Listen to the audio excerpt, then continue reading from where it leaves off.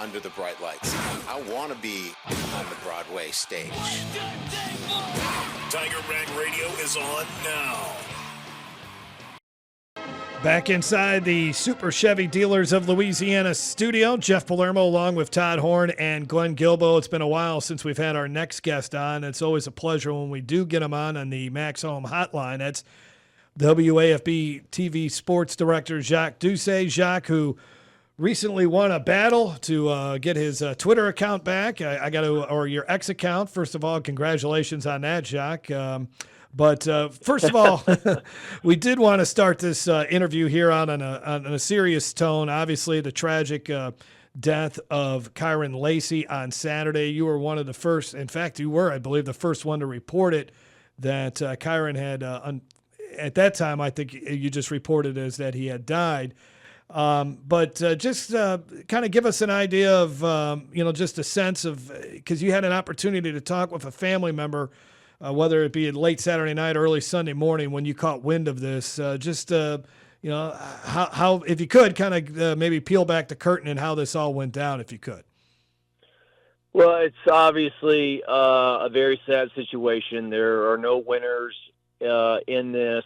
There's a family in Thibodaux who lost somebody who's very upset, and now it's the family of Kyren Lacy who is dealing with a tragic loss. The phone started ringing, I don't know, about 8 a.m., 8:30 on Sunday morning. I got a call from a parent of a former player who had just talked to Kyren's mother and let me know kind of what had happened.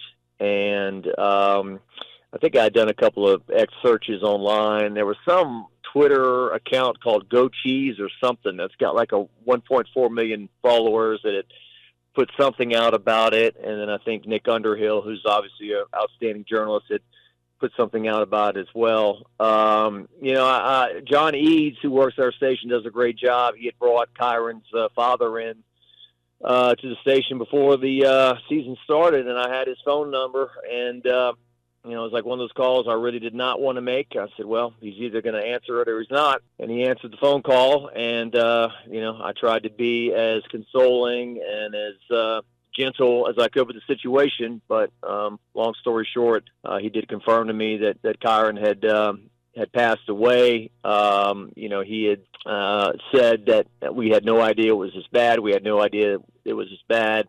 I certainly did not want to talk about whether it was suicide or not with him, but that's what I had heard. That's what I had gathered. And so I guess the first thing was confirming that, yes, this awful thing had happened. And then after that, I kind of had a feeling that news was going to travel fast and that it was going to get out that he had taken his own life.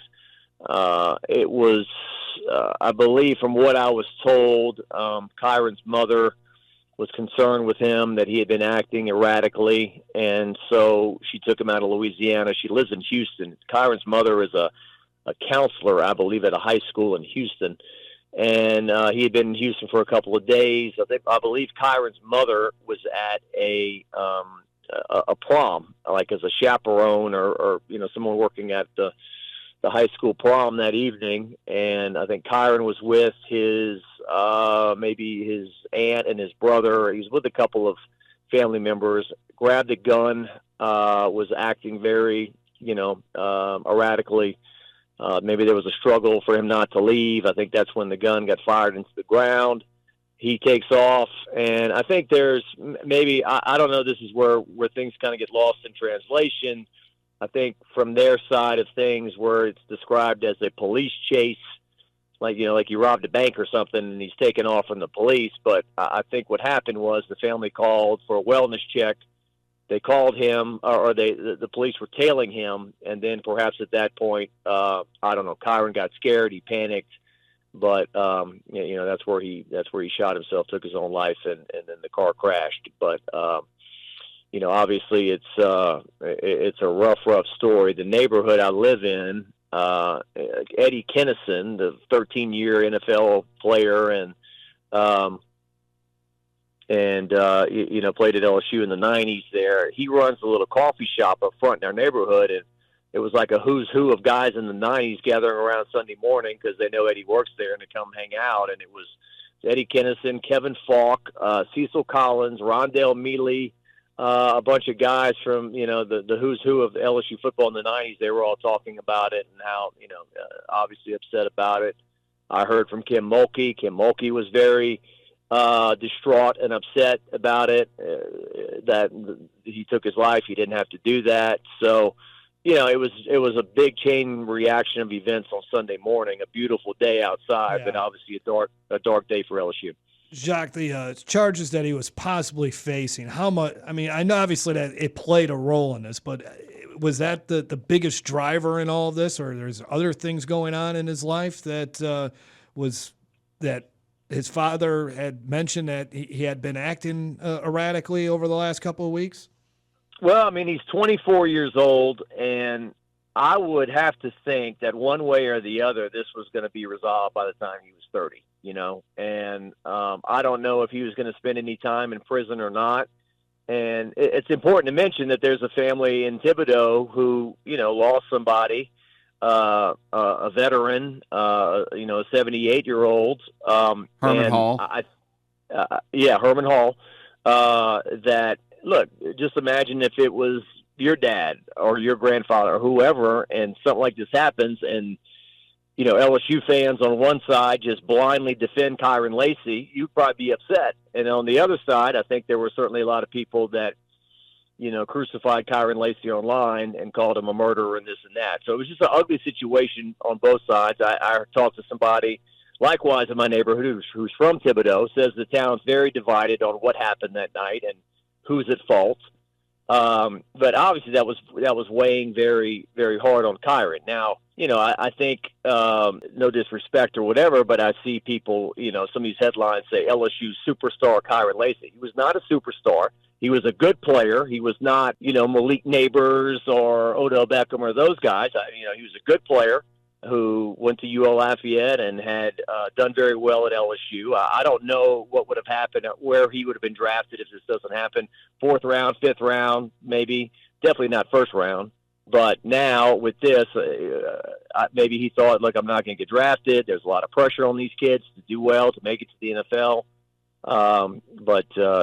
It just didn't have to. It just didn't have to be this way, and it's just, it's a tragic situation. Obviously, the family in Thibodeau wants justice and there won't be a trial. I'm assuming there'll be nothing because Kyren's no longer with us. So it's tough. So, Jacques, just to be 100% clear, though, there was no other issues with his, as a catalyst for mental health issues. It was strictly the stress of the situation. Yeah, I mean, once again, I talked to his father today.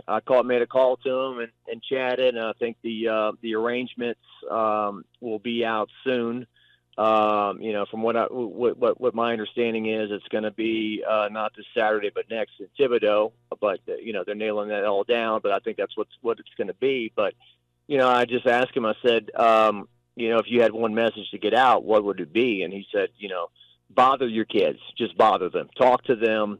Don't just accept, hey, I'm fine for an answer, because you need to talk to your kids and see if they're okay and what are they going through. And because I don't think that they, this is a bad shock. I mean, it's a terrible thing. The guy, he was a good player at LSU. I think, I think some people were turned off when every time he catch a pass or a touchdown, he's firing a gun and doing those kind of things. Some people say, oh, it's just a video game, Call of Duty, whatever. But, he had done fairly well at LSU. I'm sure, as you guys talked about today, Brian Kelly met with the media today.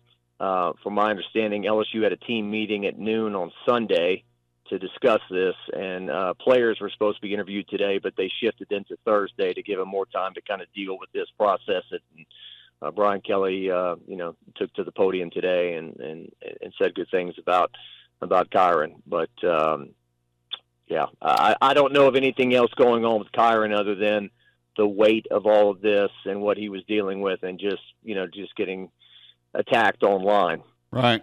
Jacques, thanks for your time on this, and great job describing everything you've been covering. Let me make one thing clear.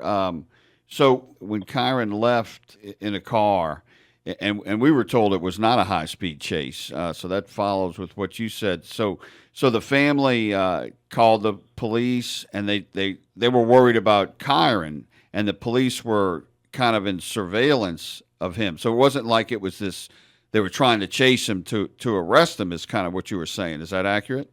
Yeah, from what I've gathered from somebody who's close to the mother and close to the family, this was not like a, like I said, robbing a bank or exactly. a stick up taking off and, I'm on the run. It was more along the lines of, we're worried about Kyren. He's acting out.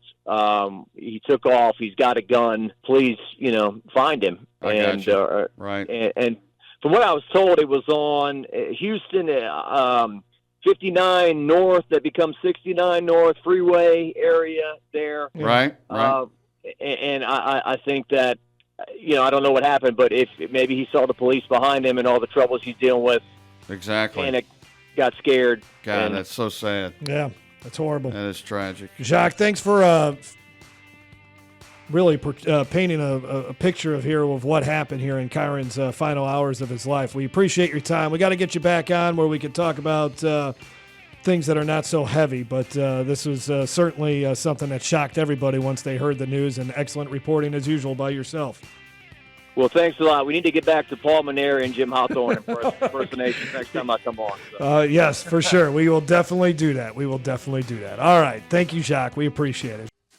The East Baton Rouge Parish Library welcomes Jeffrey Marks, author of its 19th annual One Book, One Community Pick Season of Life, to the main library at Goodwood on Sunday, April 27th at 3 p.m. Learn more about this exciting author talk on youth mentorship at readonebook.org. That's ReadOnebook.org.